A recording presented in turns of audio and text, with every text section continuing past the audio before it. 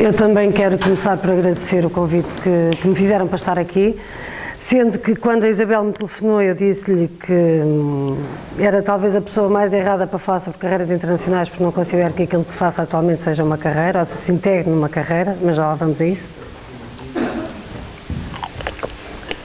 Mas ainda assim, acho que vale a pena também trocarmos algumas impressões sobre isto tudo. Eu quero só deixar uma nota de rodapé porque partilho quase a 100%, ou melhor, a 200% aquilo que foi referido pelo Sr. Vice-Reitor no início. E pronto, isso faz parte do meu contexto de vida atual, mas acho que não posso falar de sendo deputada no Parlamento Europeu, de ser uma carreira. Não é uma carreira, não quero que seja assim.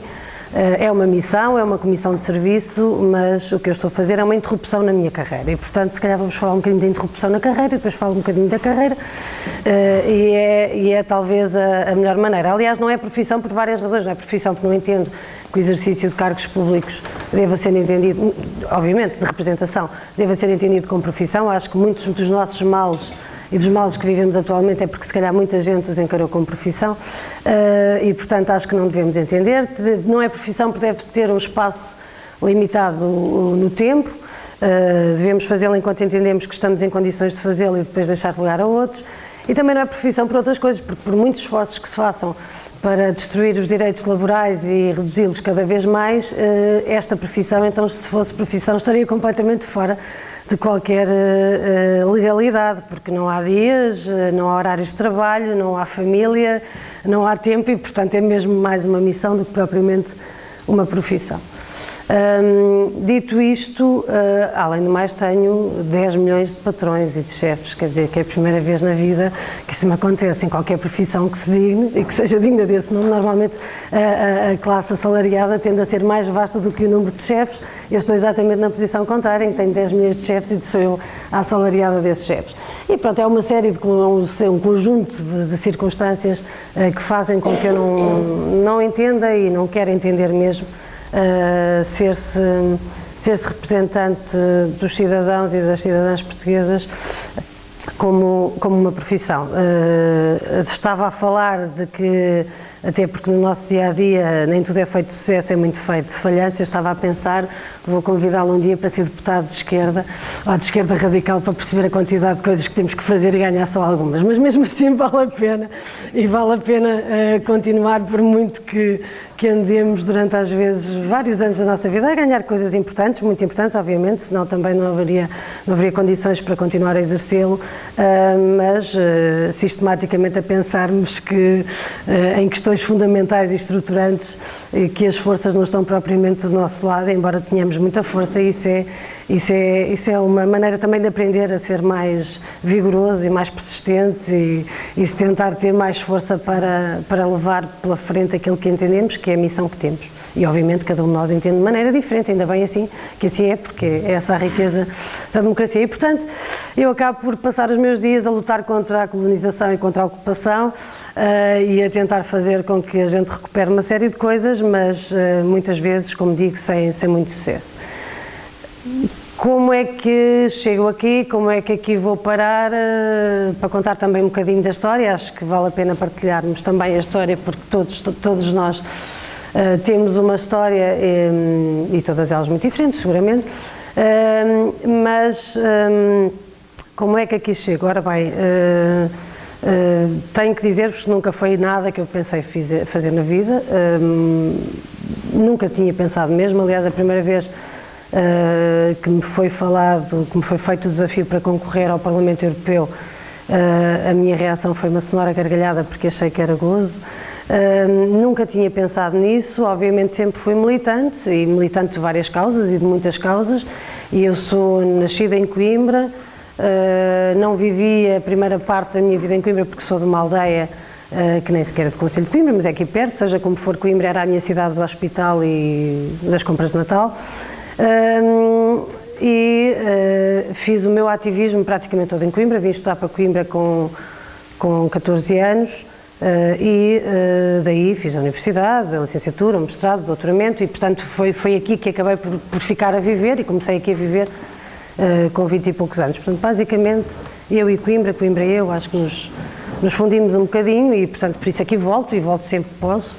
Infelizmente não tanto como gostaria, mas volto sempre que tenho umas folguinhas de Bruxelas ou de Estrasburgo. Seja como for, como estava a dizer, nunca pensei fazer isto e por isso talvez contando a sequência de como é que aqui cheguei se perceba melhor porque é que decidi fazer isto ou porque é que decidi aceitar o desafio. Depois quem me mandou lá para fora foram vocês, não foram vocês necessariamente, mas algumas pessoas como vocês, mas seja como for, como é que aqui cheguei? Eu sou uma rapariga da aldeia, sou de Alcoço, e trabalho desde que tenho 16 anos. E a minha primeira profissão foi ser professora de Educação Física, porque tinha sido federada em vários desportos, coisa que já não faço agora há 18 anos, com muito pouca honra, mas é assim coisa que não pratico. Mas tinha sido federada em alguns desportos e precisava, obviamente, de ajudar a financiar aquilo que eram os meus estudos, porque concordo também que o conhecimento, independentemente do que a gente faça na vida, não se perde, transforma-se e, portanto, é sempre muito bom se tivermos a oportunidade de fazê-lo. E então comecei a dar aulas de Educação Física, na qual foi um falhanço retumbante. Eu ainda hoje sou amiga dos alunos a quem dei aulas na escola primária e lembro-me sempre que os encontro, tenho que me lembrar que eu os subornava, não é bonito dizer, mas é verdade, com alguns repousados e coisas assim, para poder garantir que eles faziam os exercícios todos até ao fim. E, portanto, não é bonito de dizer, eu acho que já fiz a minha penitência por causa desse processo, espero não lhes ter provocado nenhumas cáries, mas pronto, ficámos com uma boa relação de amizade. Depois a vida continuou, eu terminei, vim estudar para Coimbra, já estava a estudar em Coimbra, aliás, portanto dei durante o ano letivo aulas de Educação Física e Escolas Primárias e depois precisava de arranjar um outro emprego, porque não era algo que eu pudesse continuar a fazer. E então comecei a trabalhar num bar histórico aqui de Coimbra, no Moçambique, na Praça da República, que agora já não existe, e trabalhei lá durante 2 anos. Depois, entretanto, era uma carga muito pesada, porque eu saía às 4h30 da manhã, começava as aulas às 8h30, era sempre tudo muito complicado. Comecei a trabalhar nas limpezas, que era mais fácil, porque dava para conciliar melhor os horários. Então fazia as limpezas. Depois estava no 2º ano da faculdade e pelo meio também ia dando algumas explicações de matemática e daquelas coisas normalmente que são precisas dar e pronto, como eu tinha feito formação nessa área, depois fui para a Sociologia, mas pronto, isso é outra história. É uma história de paixão, lá está, porque tem que haver paixão nas coisas. E então depois estava no 2º ano da faculdade e houve um professor meu que me disse que estavam à procura de uma secretária para uma revista científica, ou de um secretário, e eu concorri e, portanto, aí comecei a trabalhar como secretária. E depois terminei a licenciatura e resolvi inscrever-me, concorrer a mestrado, continuei a trabalhar como secretária, comecei a dar aulas também no secundário, isso aconteceu em paralelo, porque fui reduzindo o horário para ir durante um ano e meio.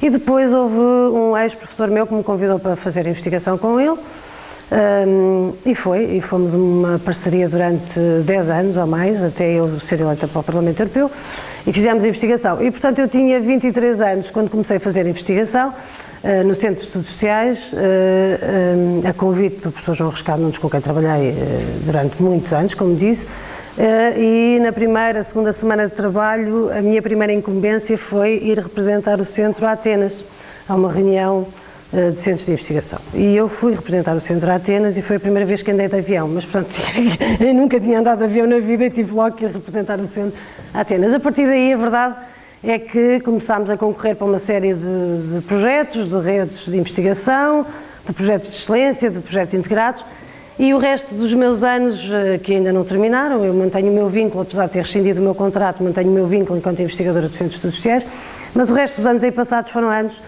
de casa às costas, literalmente. Portanto, quem costuma dizer, agora que estás tanto tempo fora ou que vives fora, isto agora é muito calminho comparado com o que era antes, porque agora estou sempre no mesmo sítio, ou pelo menos divido-me entre 2 sítios. E antes era um bocadinho mais complexo. Mas a verdade é que assim foi, e entretanto comecei a pôr-me de casa às costas, primeiro em países europeus para as redes de investigação que tínhamos e para colaborar com vários parceiros e colegas dos projetos de investigação. Depois, entretanto, como mantinha o ativismo, e era essa outra parte que me levou à política, como mantinha o ativismo ativo, primeiro em movimentos locais e das aldeias contra a construção de aterros, antes disso foram as propinas e a PGA, mas isso foi muito antes, estava eu no secundário. Isso foi mesmo o início, foi a luta contra as propinas. Que grande derrota e que grande tristeza, não é? Hoje em dia sabemos como é que está. E contra a prova geral de acesso. E depois então vieram as lutas para a não construção de aterros sanitários, depois a luta contra a coincineração, a ProURB, militei muitos anos na ProURB, a Associação Cívica de Coimbra, e na direção da ProURB durante vários anos, o Conselho da Cidade, que também foi um projeto que muita gente participou, os Amigos da Cultura, as várias campanhas para a despenalização do aborto, e na segunda campanha como mandatária nacional, porque achava mesmo que já era tarde e que era uma vergonha continuarmos a penalizar mulheres e a criminalizar por uma escolha que deveria ser sua. Obviamente dou por garantido que não pensamos todos da mesma maneira nesta sala, mas pronto, isso já foi ganho, pelo menos espero que não haja nenhum retrocesso. E uma série de lutas e depois, então, em 2004, decidi juntar-me ao Bloco de Esquerda e fui candidata à Câmara de Coimbra, pelo Bloco de Esquerda, e depois, mais tarde, então, veio então o convite para integrar a lista ao Parlamento Europeu, em 2009. E em 2009 foram as eleições e fui eleita e é onde estou neste momento, tentar lutar por um mundo melhor, por uma sociedade melhor. Mas veio esse convite, curiosamente, pela minha militância cívica e pelo facto de andar sempre com a casa às costas e de estar sempre na Europa, porque a dada altura, quando foram as eleições de 2009, estávamos a fazer contas e eu percebi-me que tinha trabalhado em 20 dos 27 países da União, portanto teria algum conhecimento de terreno para poder juntar isso àquilo que eram obviamente as convicções políticas e de militância. Estou onde quero estar, com paixão, com transpiração, com razão. Infelizmente a maioria acha que não, mas eu acho que sim. E, portanto, com a razão que entendo que deve ser, não se compara com o trabalho académico, não se pode comparar nem com nenhum dos outros trabalhos, mas acho que há coisas em que se compara sempre, na paixão, na transpiração, compara-se sempre. Acho que devemos sempre fazer o melhor que sabemos e que podemos, independentemente daquilo que estamos a fazer em cada momento, e, portanto, esse é um critério para qualquer carreira, seja aqui ou seja fora. Só uma nota final, porque devo estar mesmo a terminar o tempo, para dizer que é com uma enorme tristeza que vejo que o país, neste momento, não oferece condições para ficar.